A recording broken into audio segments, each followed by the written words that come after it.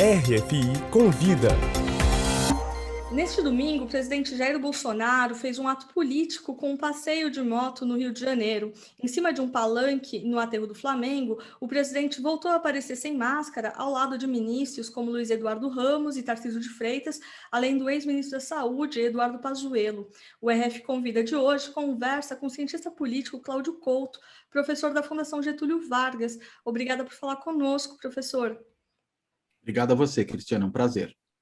O evento de ontem, ele acontece depois de uma semana em que o depoimento do Pazuello na CPI da Covid era muito esperado. Como o senhor lê a organização de um ato como esse neste momento?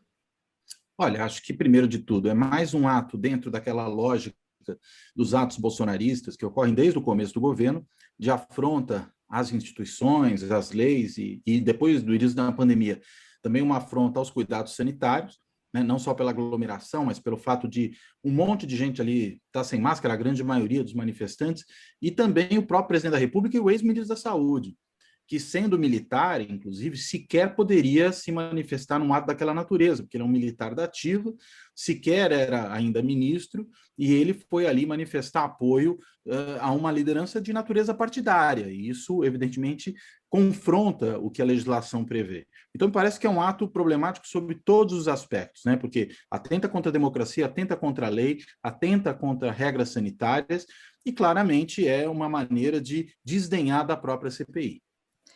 Ele mostra força pelo fato de ter uma quantidade razoável de pessoas que foram ou não?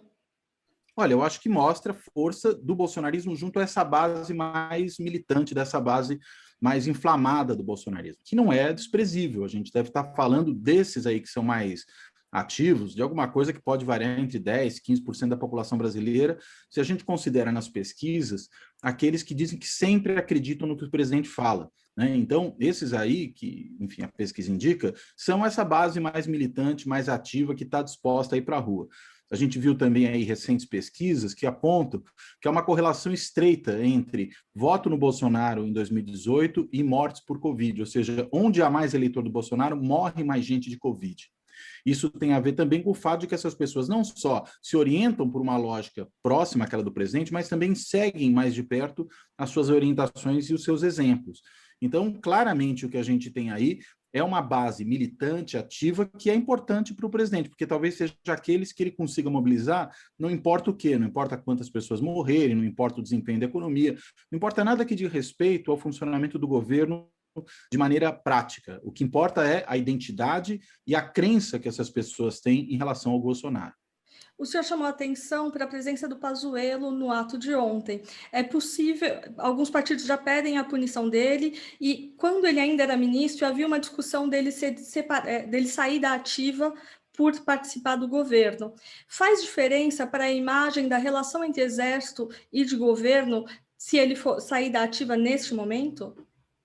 Olha, eu acho que a essa altura não, porque ele já cometeu esses crimes, né? Ele já desrespeitou a legislação no que se refere a se manifestar sobre assuntos de natureza político-partidária como militar na ativa, né? Isso não vai ser desfeito por ele ir para a reserva, né? Ou por ele ser reformado.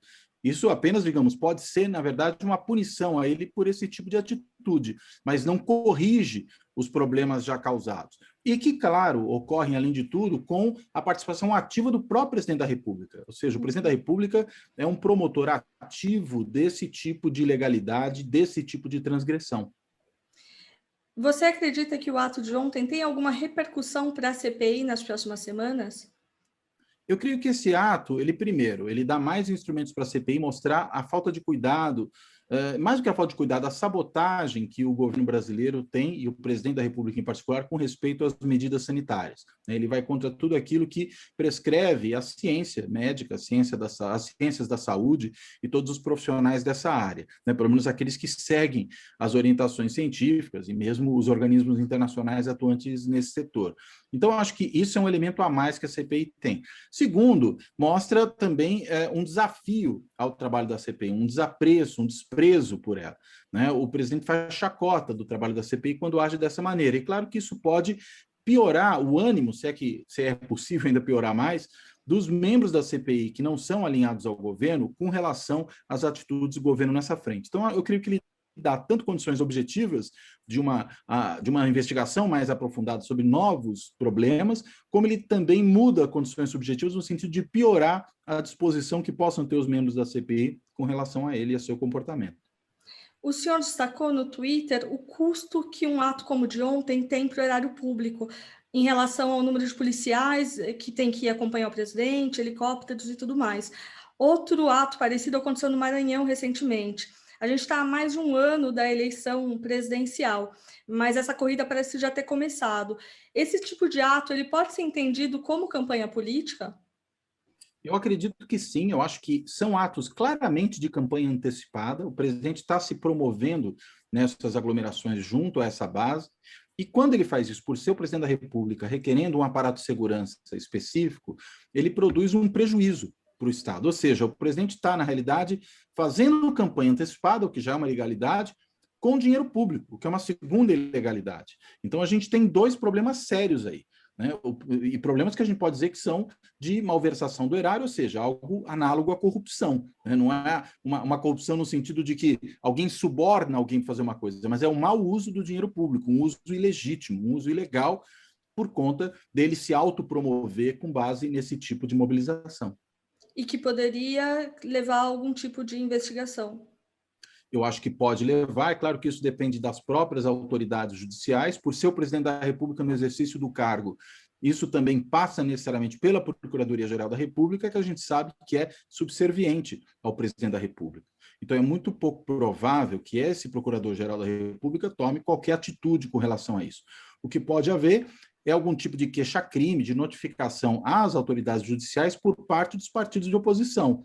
Isso é possível. Agora, se depender do PGR, eu duvido que qualquer coisa ocorra.